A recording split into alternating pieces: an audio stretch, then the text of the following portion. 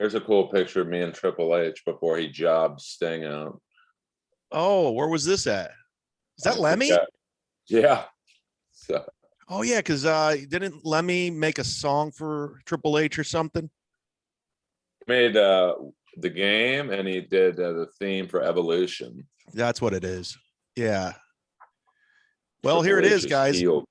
It's the I think this is the bad guys. It's definitely Inappropriate Earl and Sit Down Zumock podcast combined. We will have a new bad guys episode out next week. I don't know if we should tease the guest or should we just sit on it? You could say if you're a fan of the movie Hollywood Nights, a star-studded cast, someone from that movie will be on. It's not Jimmy Shine because he died in '89. So, And it's not Robert Townsend. I don't think he was in that movie. Oh, okay. Well, it's not him.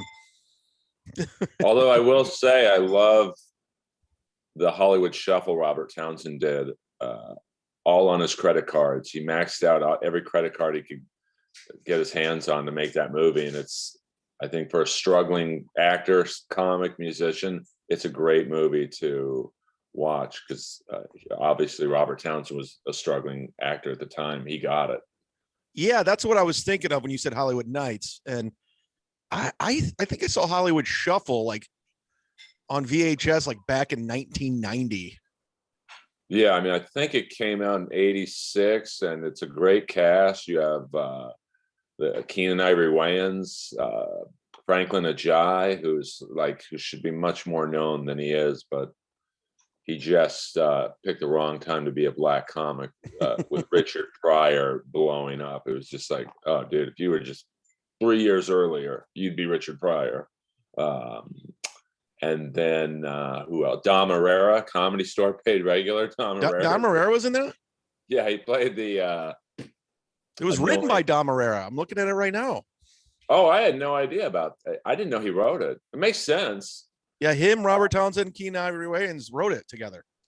And the FBI agent from Die Hard, Grand Bush, who, if you're a fan of any 80s movies, he was the go-to black guy to play like the desk sergeant or whatever. He was in a very funny sketch where he was a graduate of the black acting school. It's pretty funny. Paul Mooney was in it. Jonathan Witherspoon. Yeah, I mean, the movie was kind of ahead of its time with the kind of the sarcasm and politically incorrect humor. It was very much like Kentucky Fried Movie, which was beyond ahead of its time. I loved Kentucky Fried Movie. But you couldn't make that movie today. Like, no, you can't do anything today. That scene with Rex Kramer, the world's most dangerous stuntman, where he, let's just say, walks into a group of African Americans playing dice. You couldn't do that scene today. You'd be canceled before they even yelled action. What have you been up to, dude? It's been a hot minute. You know,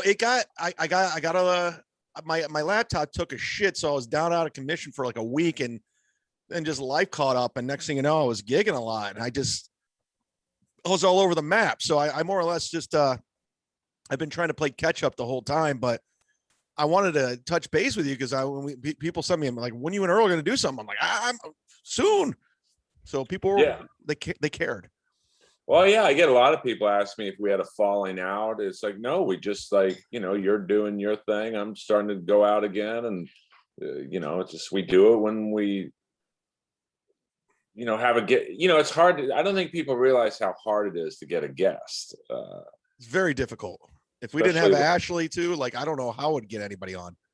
Oh yeah. I mean, the hockey episode I did, the last solo episode, of Inappropriate Earl, it took me probably a month and a half to set it up with Nick Kiprios because he's really busy. And, I guess he was a fan of mine, but it was like, dude, I have, 7 interview requests a day because he does like a gambling thing now, which I'm sure the NHL loves. But, so even with the guests we're having next week, it took a month and a half to like, get it going. Well, I said this on my podcast that I think with the pandemic kind of coming to a close, and well, not coming to a close, but people getting vaccinated already had COVID and things opening up. The last thing people want to do is sit out on these Zooms, you know? Oh, I get it, especially when they don't know you or I. I mean, at least I'll assume, oh, I almost said his name. The guest next week, I'll assume he doesn't know you and I, but, you know, it's just like, who are you? Why am I doing what am I gaining from this? They're not saying that, but they're saying it. So Yeah, right. you I know, don't know and if I understand. I don't know if you can hear this, but this is my favorite part in Kentucky Fried Movies when somebody calls. Can you hear it? Yeah, yeah.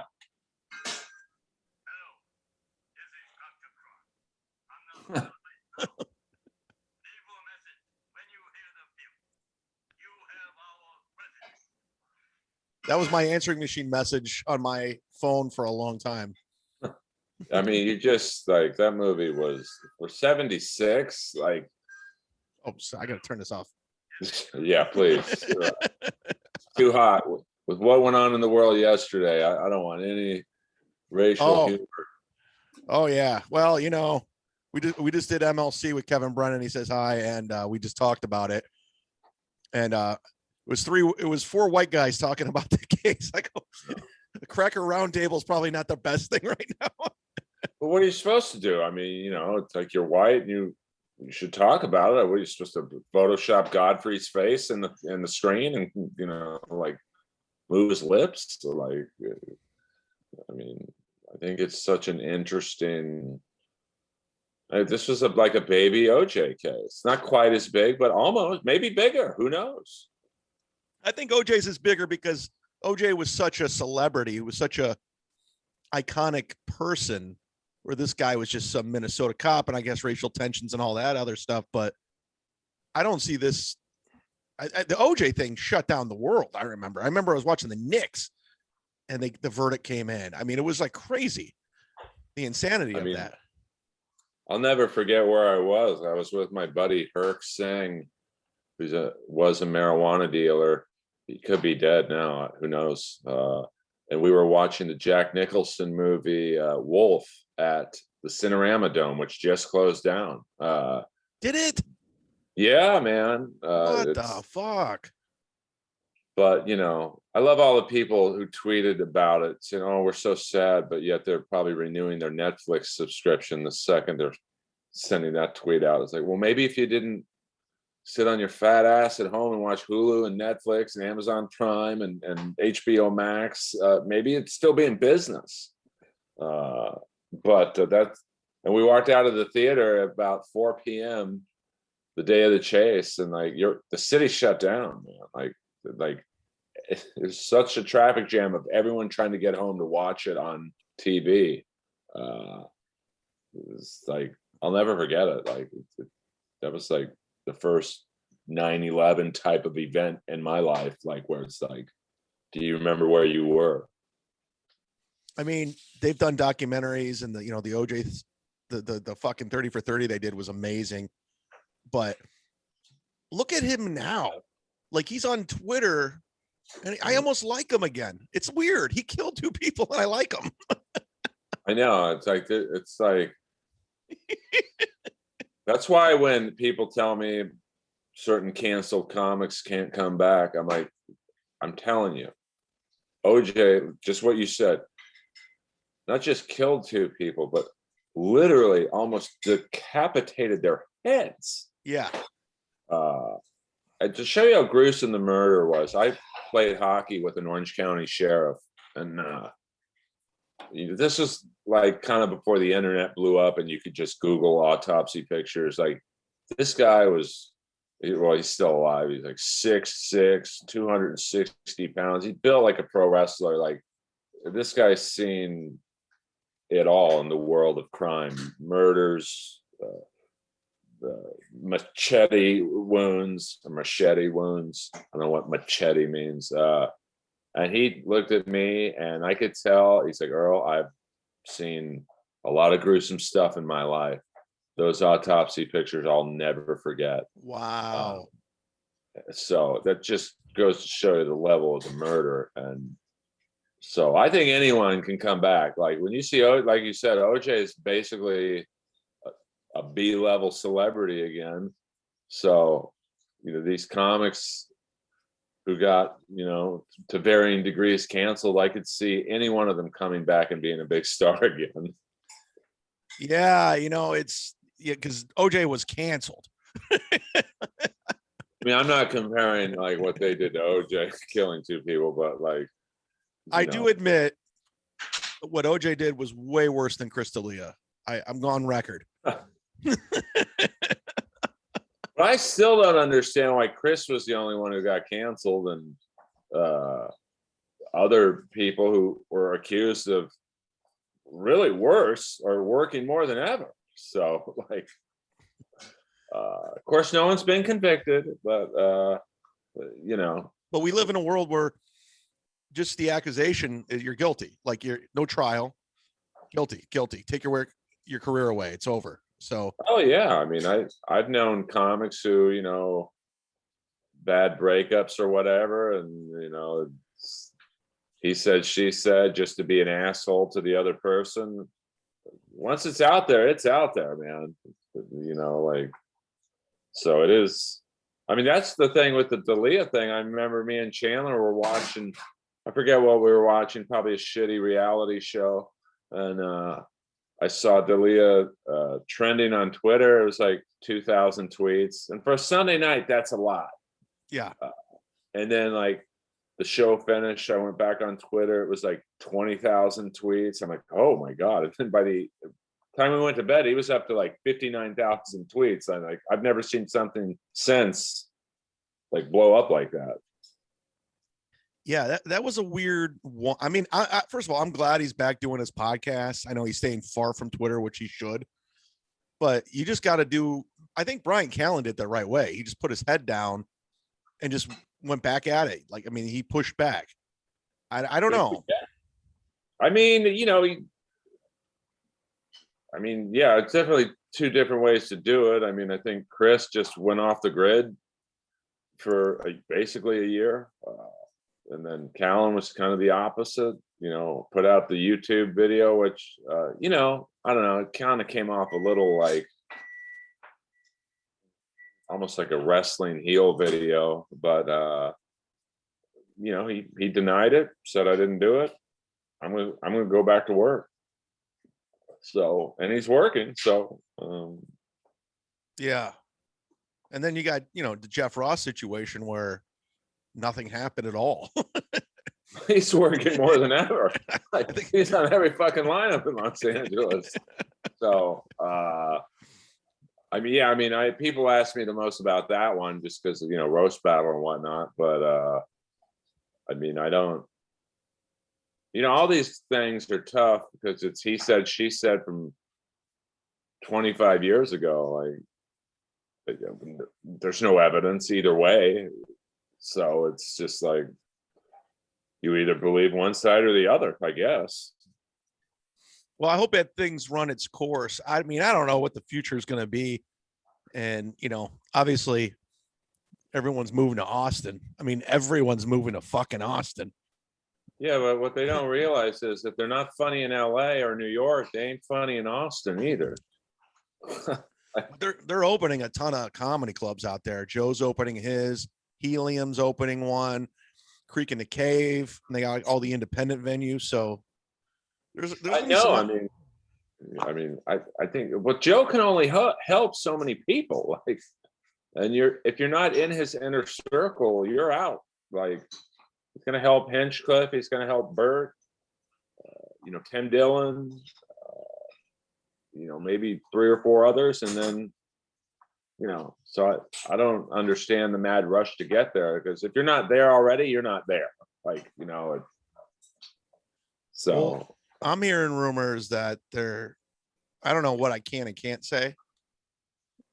Spill the tea, girl. Spill the tea. If you can confirm or no comment that Adam Egate's going to be booking the club, and he's already moved there, and then they got. Everyone knows that. Oh, okay. I didn't know what was okay.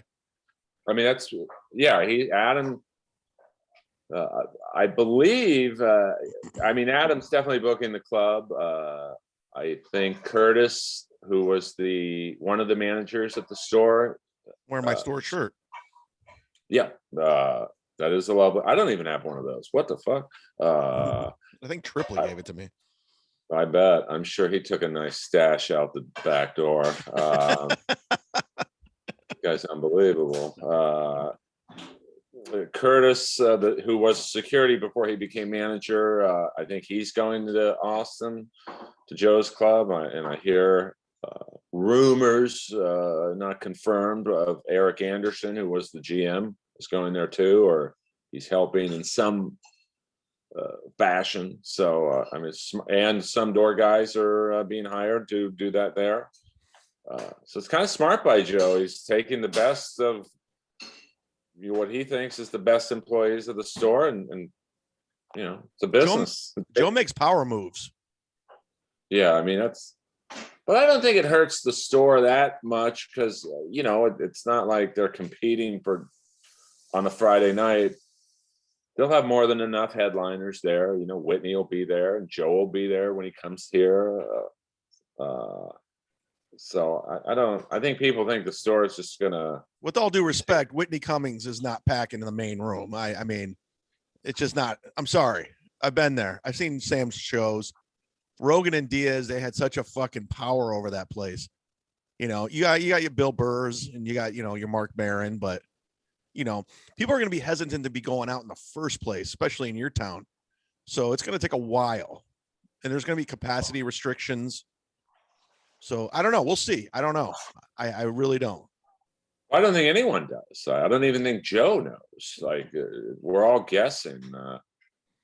I'm not trying to plug my gig from last week, but it was a good indicator to me anyway of like, I played the American Comedy Company, which is probably one of the top clubs in San Diego, probably battles with La Jolla for, I don't know, supremacy. And it was sold out in terms of this. I think they capped it at 50%. So it was 100 people in there versus 200. And it was awesome. That's good. That's awesome. Oh, no, but I don't say that to plug myself, but it's just like, that was my first, okay, this is what half of a crowd is going to look like. But so was that the first time you were on stage? It was the first time I've done an hour in quite some time. That's gotta be brutal. Did you have notes with you? Like, no, I wanted to, but like, I'm a believer, just get up there and it'll flow. And like I'm honest, the first 35 minutes, I'm just hitting them with the greatest hits. It's like Kiss starting with Rock and Roll All Night. And then there was a little, I wouldn't say bomb, but like a 10-minute lull where I was getting like golf claps. And then, I picked it up for the end. But even at the end, there was my normal closer. I was kind of riffing and freestyling it, and there's probably parts I could have taken out to tighten it up. It was not a tight hour, but oh, it shouldn't. Yeah, there's no way it could be. I mean, I've probably in the last year done maybe 10 shows, and those were like 15 to 25 minute sets. So but it was fun. It was definitely like, I'm still high off the like, because the way they treated me was amazing. Like, it was just like, okay. They treated you like a headliner. It's a different feeling, huh? Oh, it was just, well, I got to start, I probably was a little, not lazy is the wrong word, but maybe comfortable of, okay, Adam's going to give me 2-3 spots a week. I was happy with that in the voiceovers, but, now, who knows? Maybe the new booker doesn't like me. Or I got to start expanding outside the Comedy Store. So who is the new booker? I mean, I've heard rumors. What are you hearing? I don't know if I can say the names yet because I don't want to blow up anyone's spot. Well, two of your speculations have been shot down by a very reliable source. Yeah, but I'm like Matt Drudge in the comedy world. I got sources everywhere. So I trust my sources. You're the Huggy Bear of comedy. Well, I mean, like Drudge says, he follows the stink. He puts his finger in the air. He knows where the wind's blowing. Word on the street is. I mean, I think certain, without saying names, I think there was a few comics names that were thrown out there as possibilities, but I did not see that ever as a real possibility, because if you're a comic, you're not going to give up road money to stay in LA, and you're going to lose money ultimately. So I don't know too many comics outside of me and Russell Peters who can afford to lose money. I'm just kidding.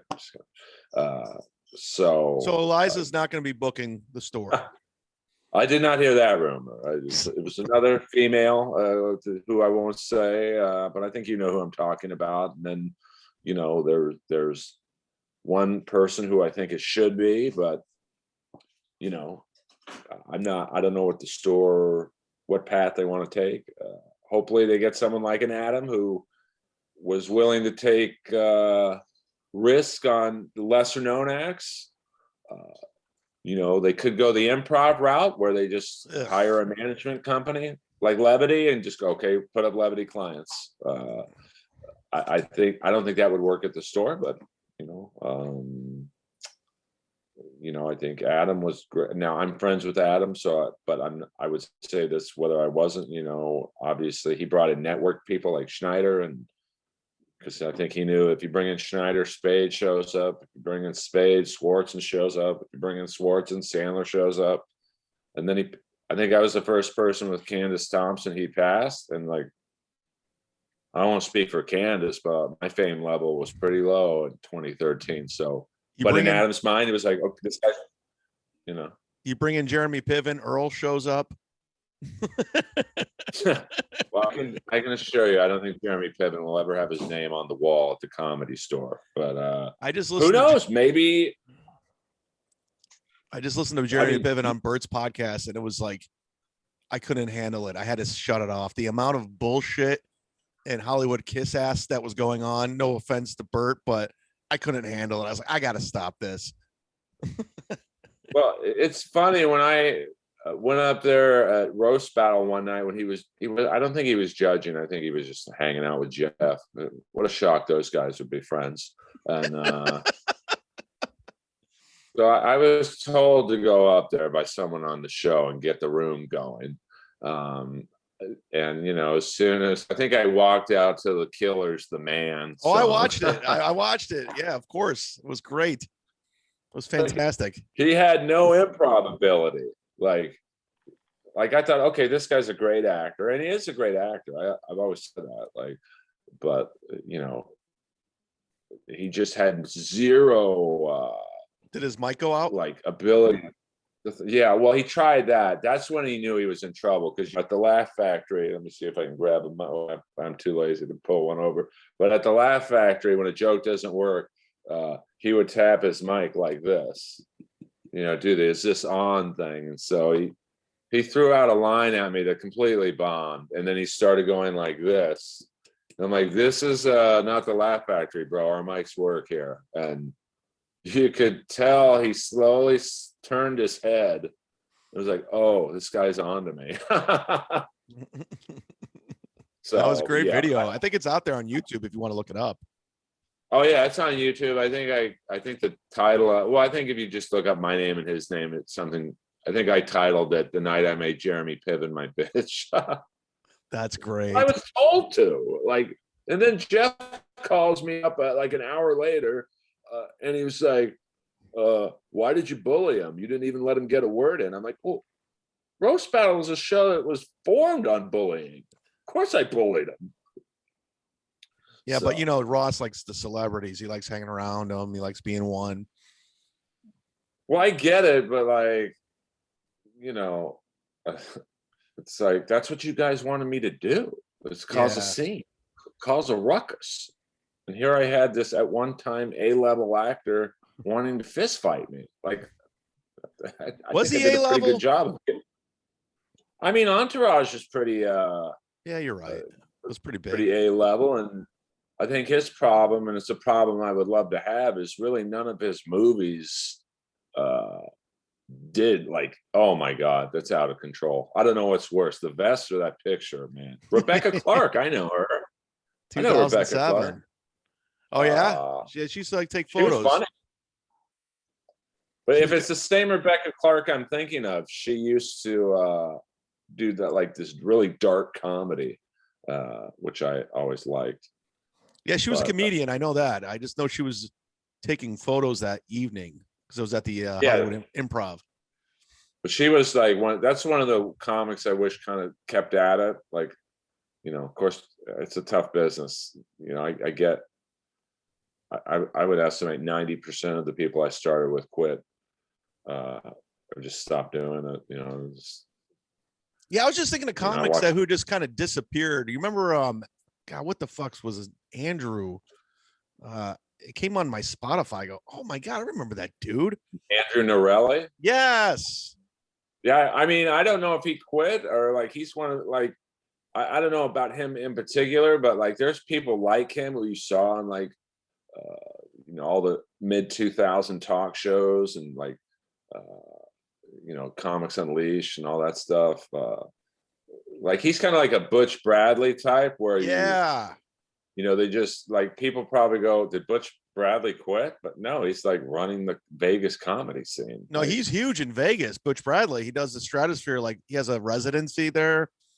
yeah, I think it's called the LA Comedy Club. Yeah, it is. And Brent Ernst So is doing it. He's doing exactly that now.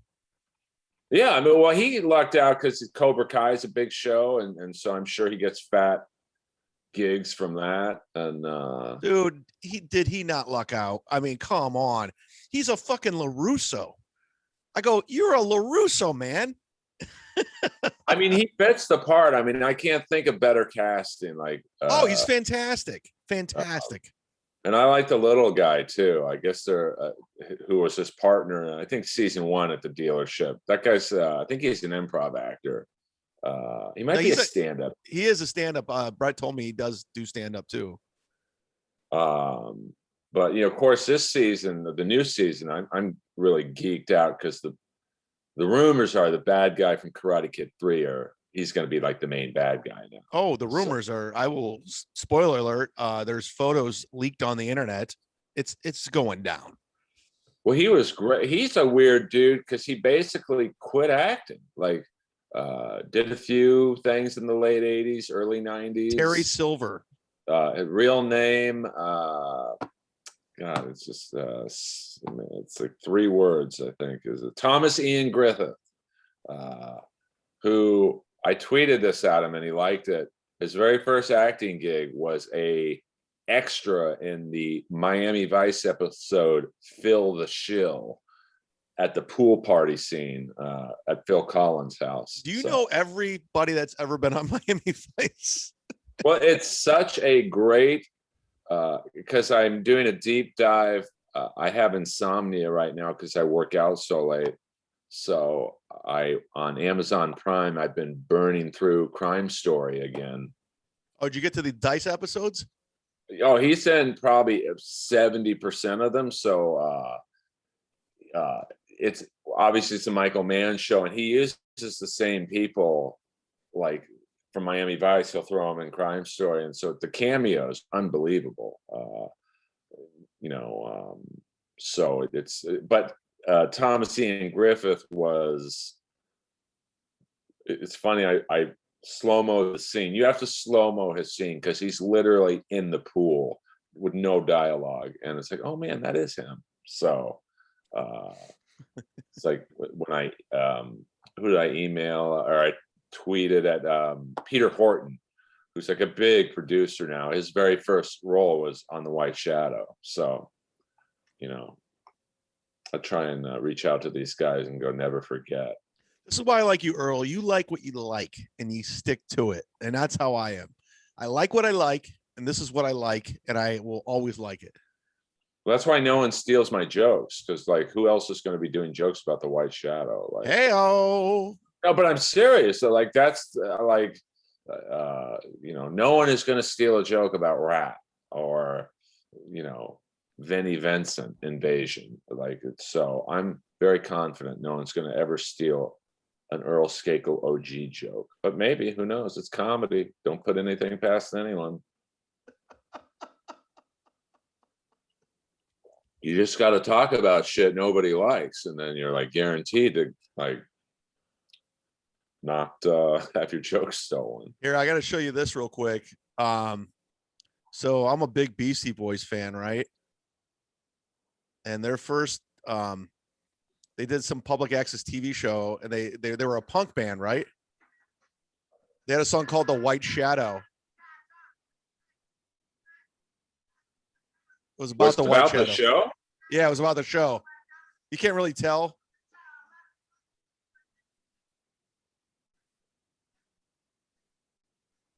But they were a punk band. It was called White Shadow. I mean, I always try and rep that show to people because the writing was just so good and so ahead. We talked about, a Kentucky Fried Movie and other things being ahead of their time, but it for network television, 1978 to I think 81, like, there was no FX, there's no, Hulu or Amazon. Like it was a pretty groundbreaking show. Probably be boring to kids today. It was on Sundays, right? If I'm not mistaken. I thought it was on Monday nights. Okay, I knew it was one of those. Because I seem to remember watching Monday Night Football and then switching over to the White Shadow. I want to say it was on at 9 p.m., but this is 40 years ago. My memory probably Ken Howard. Bad. What did Ken Howard go on to do? President of SAG. I didn't know that. Yeah, toward the end of his life. I think he passed away a few years ago. And then great cast. Thomas Carter, who played Haywood on the show. He's a huge director. Kevin Hooks, big director. He did Prison Break and a lot of Passenger 57, and he's constantly working. And probably the biggest of them all was Salami, Timothy Van Patten. Salami. He did Sopranos, Boardwalk Empire. So the talent was like unbelievable. But probably my favorite cameo ever of any TV show was Coolidge was on the show St. Elsewhere. I think he played an orderly, and I don't know whose idea it was, but they have an episode where Salami is not playing Salami. He's another, original character of St. Elsewhere. He's getting into the elevator. Coolidge sees him and runs toward the elevator and goes, "Don't we know each other?" And Salami just goes, "I don't think so, dude." And you'd have to, like, if you didn't know the White Shadow, you'd be like, all right, I don't get that scene. But by the way, your video disappeared, Earl. I don't know if you know that.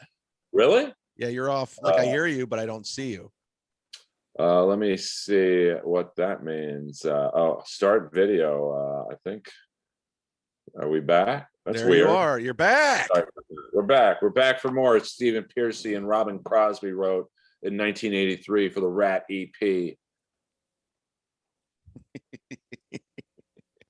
Did you watch WrestleMania? I did. WrestleMania was 3.2 miles away from my house right now. I could have rode my bicycle to WrestleMania if I wanted. I chose not to go. It rained, by the way. It was raining in Tampa here. I did text Dolph Ziggler, but he wasn't there, I guess. I think they did it too. I didn't even realize this. 2 days. I watched Sunday night because I'm just trained at this is when WrestleMania is. I had no idea there was a whole Saturday program. So yeah, because that's such a long fucking day. So they probably want to split it up and make some revenue. But I gotta be honest with you, it's just not the same for me. It's almost like I don't know. I'm so in love with what it used to be, and I don't like this new thing. I'm just not into it.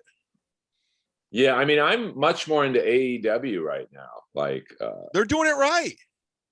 Dude, they had a women's match, I think maybe 3 weeks ago, that was hands down the greatest women's match I've ever seen between, I don't know the characters that well, Dr. Britt Baker. She's like one of their heels, I think. Yeah. And another girl. And even Chandler, who was like working on her computer, stopped to watch because it was bloody. I'd never seen a women's match with blood. Wow. So it was really like I stopped what I was doing. Usually I just have it on as background and I'm just look up here and there when Sting pops up. And So what the fuck's Sting doing? Is he just popping up again? I mean, isn't he like not allowed to wrestle ever again? But they're using him good. Well, in their last pay-per-view, he was teamed with Darby Allin, who is like this young. If you saw this guy in the street, you wouldn't think this guy was a wrestler. He's just like, he's built like Thorpe from the White Shadow. He's just like, he's got like a teenager's body. He does all the stunts, and Sting will do like one or two moves. So they're a good team.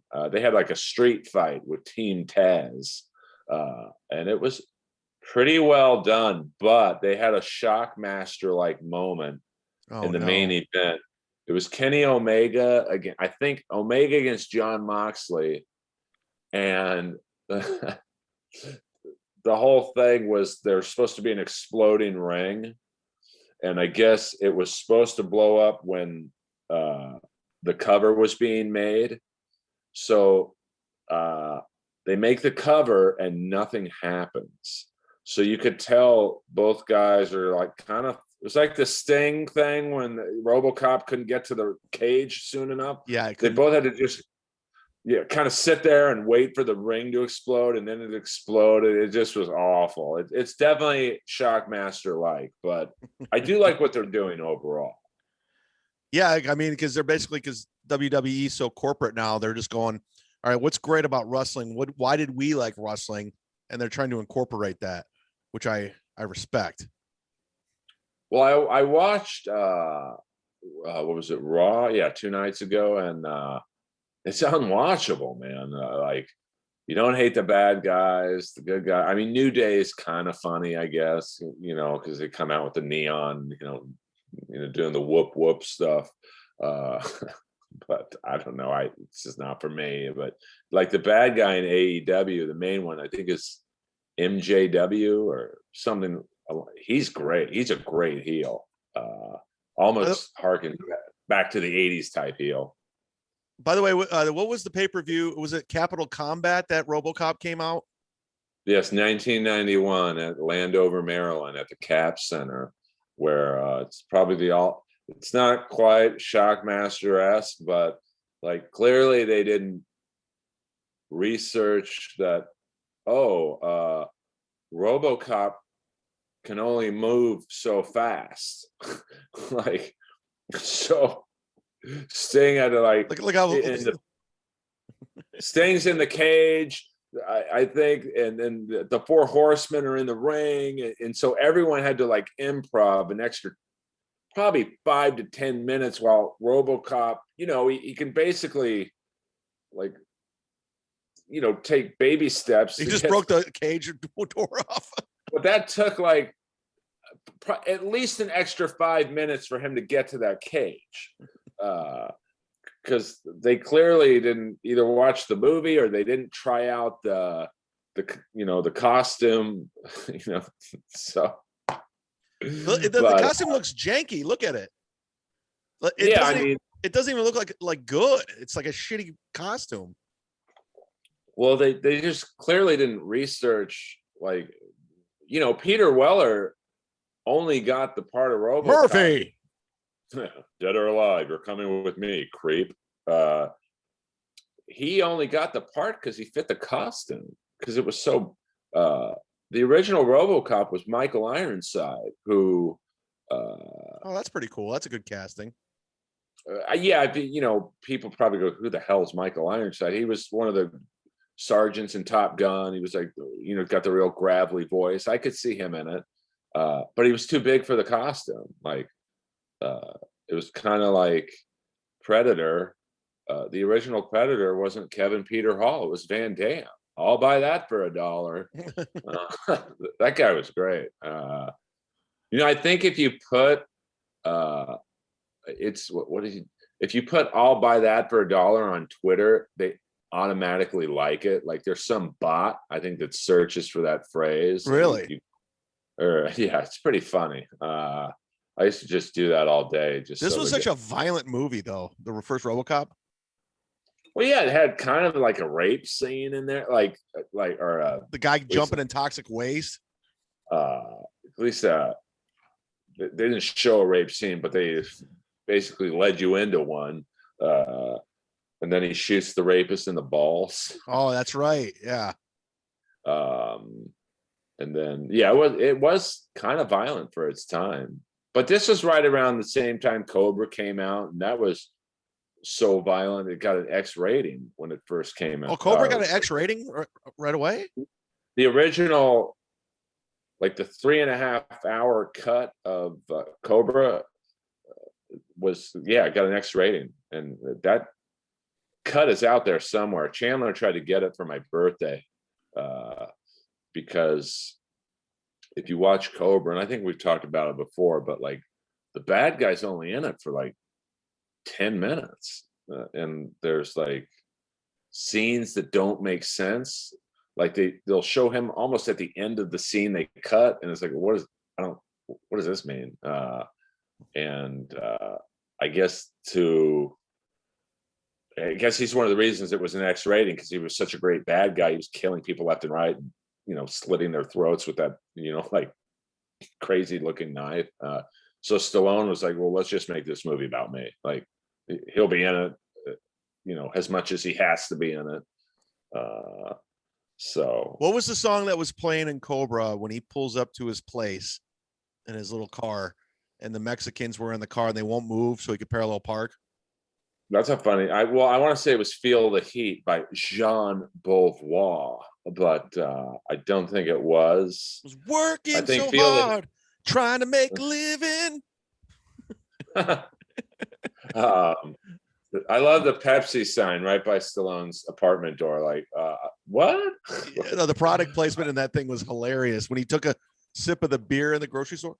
Oh, yeah, the Coors. And then there's the Pepsi sign right behind the Coors sign. But did you see the cameo the bad guy from Cobra did for me? It was very weird. Well, yeah, I was like, well, he didn't really follow instructions, to be honest with you, but like it was so weird and so creepy. I was like, oh, I don't have the heart to tell him it's not exactly what I wanted, but he was like in a jacuzzi naked, and it's like, hey, this is for the Inappropriate Earl podcast, and he starts like panning down to his dick. I'm like, please, I can't take this. And even his wife, I'll assume it was his wife, was like, honey, but he got it to me in 2 days. I'll give him that. I just told him to plug the podcast like the bad guy from yeah. What happened? Oh, so wait, hold on. I'm sorry. I'm so sorry. What happened? I thought you were breaking in the house. Oh, I'm sorry. You left your key here, so I'm just going to put it right there. Okay, I'm sorry. I mean, you're good. I was on a podcast. I couldn't hear. Oh, sorry. Are you okay? I'm great. Okay, cool. I'm sorry. I just didn't want somebody to What the hell's going on here? Thank you very much. Thank you. Sorry about that. Holy shit. Jesus, bro. You all right? Holy shit. Someone just started coming into my house. Somebody started coming into my house. Might be the greatest. Dude, I thought like someone hit a home run or something. I'm like, get that on. I hope that shows up on the video. Woo! Oh, yeah. It was just weird because my door, like I'm like right here, the living room, and they're like breaking into my house. I thought someone was breaking into my house. Wow, that was sorry, dude. It's all good, dude. I was like, what the hell is going on here? Yeah, it was. I'm sorry, man. I got freaked out. That was just weird. I just saw my door opening. I'm like, what the fuck? So sorry, my heart's pumping. Man. My heart's pumping. I thought someone was breaking into my house. I thought someone hit a home run, or I was like, all right, well, you might want to edit the dead air from the 20 seconds of you taking care of business. Someone was breaking into your house and we caught it on TV. We could compete with Rogan for numbers. Yeah, we could probably make the top 100 podcast. Wow.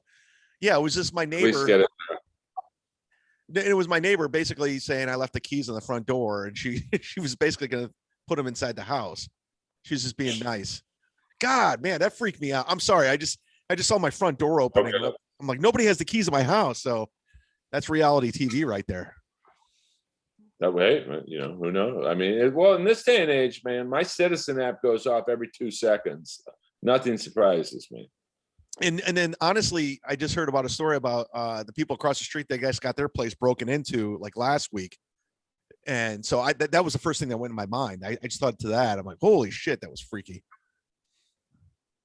Well, I've never like nowadays you have Citizen and Chandler got me into Nextdoor, which is like a bunch of vigilantes posting about people and like, it's I could see someone breaking into your house or my house right now. And what is it, 5 p.m.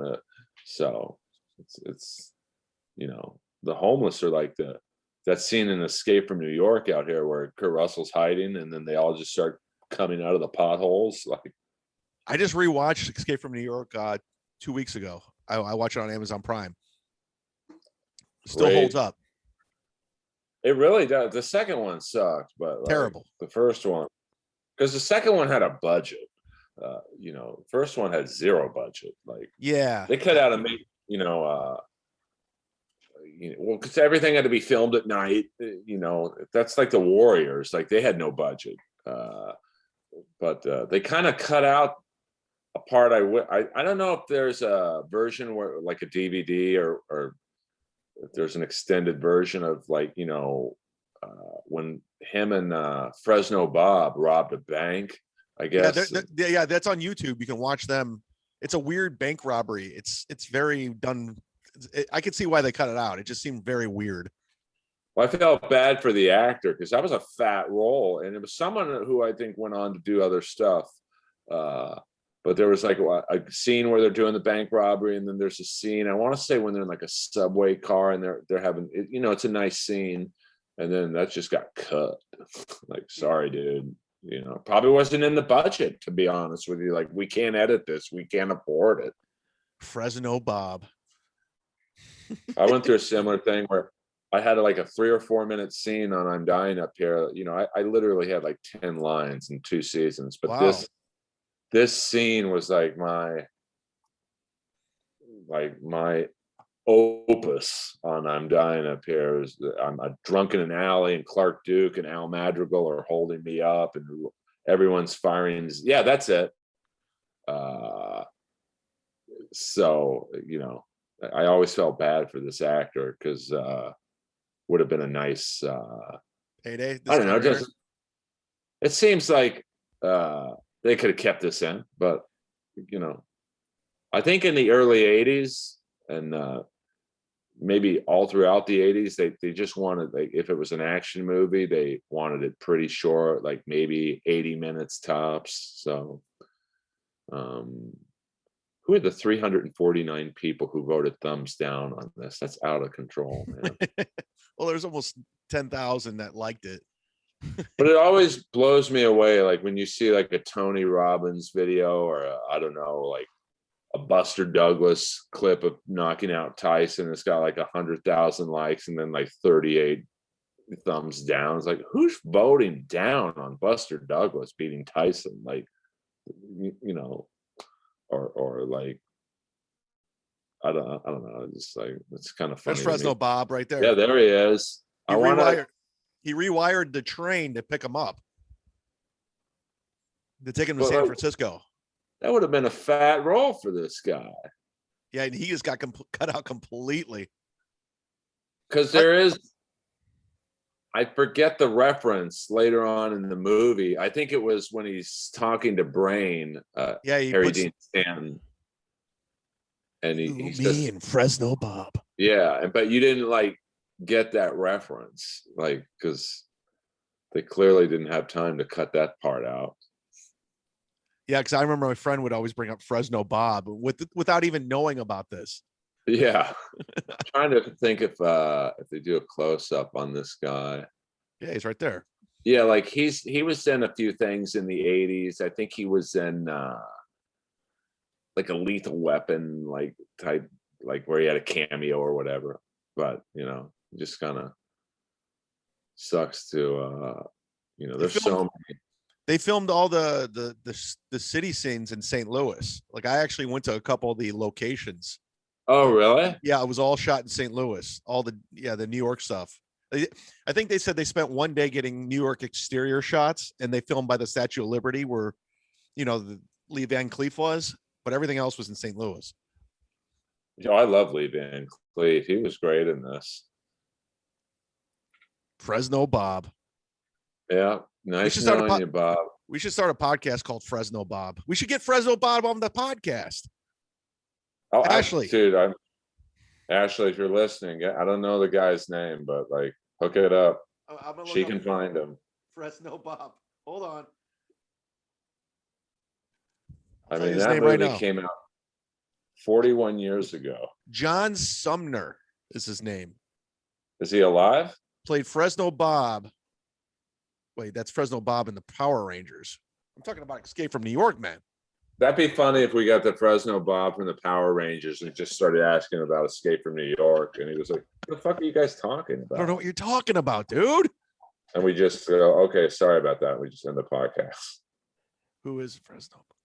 I'm trying. I will have to look him up after the podcast. Listen, Earl, I tell you what, it's good catching up with you. We're going to be back with another Bad Guys next Wednesday. I'm going on about 4 hours of podcasting right now, so I got to shut it down. I just yelled at my neighbor. I feel bad, and I want to go say I apologize. No, you're shaking up, dude. You're shaking up. Yeah. But let's not like, you think, okay, Fresno Bob, how interesting could that interview be? I'm telling you right now, I think of the Inappropriate Earl podcast that I did on my own, they're probably numbers around, I think I'm at 320 right now. If I take out the ones we've done, I've probably done like maybe 308, just me. Out of all the 308 I've done on my own, one of my favorite episodes is a Fresno Bob-like person where I interviewed Non from Superman 2. Oh, yeah, of course. The great heavyweight boxer Jack O'Halloran. Now one day I'm sitting there, I'm watching Superman 2. I'm like, okay, Terrence Stamp, he's a famous actor. Douglas, the one who was the female bad guy, basically. Hold on, we've lost my feed again. We back. Like, I don't think I've ever seen the guy who doesn't talk interviewed. That'd be a pretty funny episode. I got him. Like, of course, he was 75 when I interviewed him. He's like, do you do Skype? I'm like, no. Can we do it over the phone? I'm like, no, man, you got to come to me. And I felt bad because I knew he was older. But sure enough, he comes to my house. He's still a giant dude. And he's like a conspiracy guy. He fought, I think he fought George Foreman. So he was like a legit, Fresno Bob could be a good get. Like, maybe he's got some good stories. Fresno Bob has great stories. I mean, he's probably pretty bitter, to get that close to a fat roll and then just, sorry, dude. Like, I always try and find guests who are bitter, but still cool. Like, it's a fine line. So Ashley, get on Fresno Bob. I mean, don't get on him, but like, he might be dead. Like, yeah, we might not be able to get him. He might be fucking dead. So you know how many times I've, like, for 3 years I tried to get the blind keyboard player from the outfield on, because I thought, oh, that guy, probably interesting story. He was in that video Your Love. Like, the outfield were pretty big for a year or two. He was dead for 4 years. Yeah, you're not getting him on. Well, no. The outfield is now down to the drummer, so it'll be a tough reunion. All right, I know you're tired. I know you thought you almost got, as the guy in the Warriors said, I almost got jacked. Good catching up. What do you got to plug, man? Plug whatever. Let me see. To be honest with you, nothing. Hopefully get some more shows. The American Comedy Company was awesome. So if you're in San Diego, go there. They treated me very well. They said it was the best Thursday night show they've ever had. And I know they've had some big names there, so that made me feel good. So support the club that supported me last week. Some potential voiceover gigs, and a fat interview next week on the Bad Guys podcast. I'm going to plug you. Oh, listen to Sit Down Zumock. Go see Chad when he's opening up for Florentine or whoever. All this weekend at Side Splitters. Side Splitters, a hot club. It seems a lot of Tim Dillon goes there. He does. Tim Dillon does. He's almost doing like a once a month residency here.